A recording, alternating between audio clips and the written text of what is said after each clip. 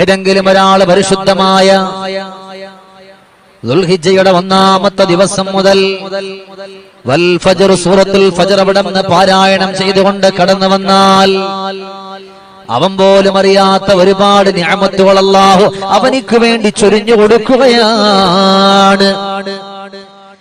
ഏതൊരാണാകട്ടെ ഏതൊരു പെണ്ണാകട്ടെ പരിശുദ്ധമാക്കപ്പെട്ട പവിത്രമാക്കപ്പെട്ട സൂറത്തുൽ ഫജ്ർ അവിടുന്ന് പാരായണം ചെയ്താൽ നിങ്ങൾക്കറിയുമോ, പരിശുദ്ധമായ സൂറത്തുൽ ഫജ്റിന് ഒരുപാട് മഹത്വങ്ങളുണ്ട്.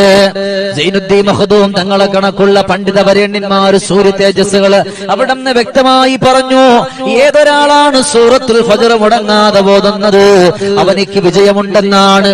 എത്രയോ മണിക്കൂറുകൾ നമ്മൾ കൊന്നുകളയുന്നവരാണ്, എത്രയോ സെക്കൻഡുകൾ നമ്മൾ കൊന്നുകളയുന്നവരാണ്, എത്രയോ മണിക്കൂറുകളും സെക്കൻഡുകളല്ല നമ്മൾ കൊന്നുകളഞ്ഞുകൊണ്ട് കടന്നു പോകുന്നവരാണ്.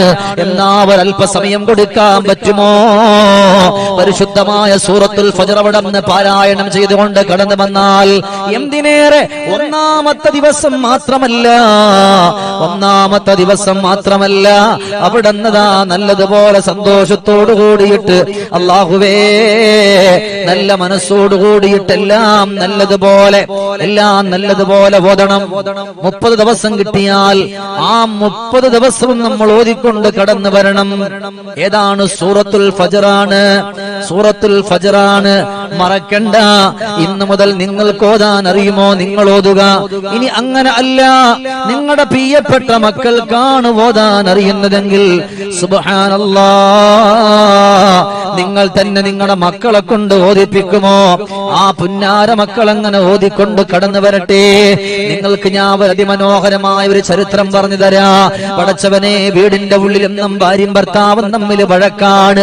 എപ്പോഴും മുഖത്തോട് മുഖം നോക്കിയാൽ അവിടെ നിന്ന് കീരിയും പാമ്പുമാ.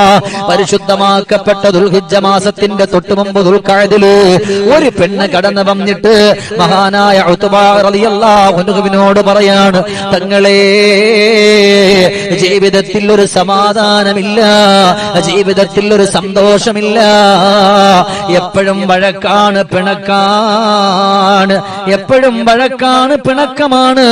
ഇത് കാരണം മക്കൾക്ക് പോലും സങ്കടമാണ്. ഉത്ബാ റളിയല്ലാഹു അൻഹുവിനോട് ചോദിക്കുകയാ, ഇതിനൊരു പരിഹാരം തരാൻ പറ്റുമോ? എന്റെ ഭർത്താവിനോടൊന്ന് പറഞ്ഞു വിലക്കാൻ പറ്റുമോ? ഞാൻ എത്ര കരഞ്ഞെന്നറിയോ, ഞാൻ എത്ര ദുആ ചെയ്തെന്നറിയോ? എന്റെ ശബ്ദം ശ്രവിക്കുന്നത് ഇന്നതാ പല പരാതികളാണ്.